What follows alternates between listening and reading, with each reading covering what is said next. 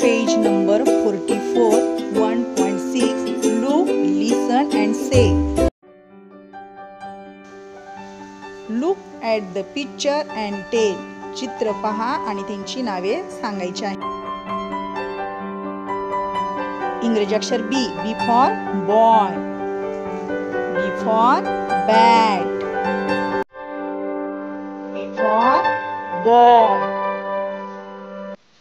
B for bag. इंग्रजी अक्षर C. C for cat. म्हणा C for clock. म्हणा C for cap. C for cock. इंग्रजी अक्षर हे आहे P. P for parrot. P for parrot. P for pot. P for pot. P for pan. P for pan. P for pound. P for pound.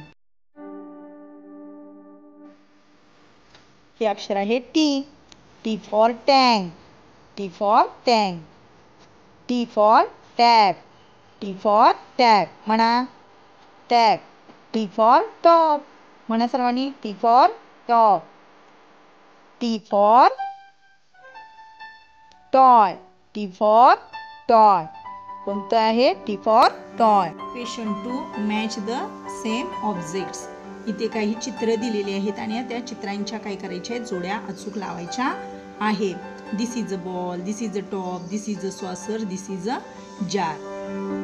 This is a ball.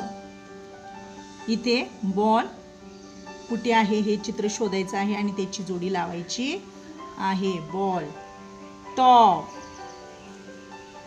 Saucer, जार. अशा प्रकारे जोड्या इथे अचूक लावायच्या आहेत. क्वेश्चन 3. Trace the dots. इथे काही अक्षर आपण आता शिकलेली दिलेली आहेत आणि ती अक्षर कशी लिहायची हे इथं आपण पाहणार आहोत. आता ही अक्षर कोणकोणती आहेत पहिल्यांदा आपण पाहूया. B, C, P आणि T. आता तुम्हाला ही अक्षर ओळखायला लागलेली आहेत आणि आता ही अक्षर कशी लिहायची हे आपण पाहणार आहोत. आता हे पहिलं अक्षर आहे B. आता B कसं लिहायचं बघा.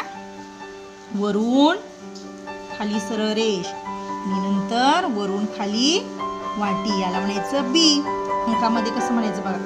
1, 2 असं म्हणत म्हणत B लिहायचं. समजलं.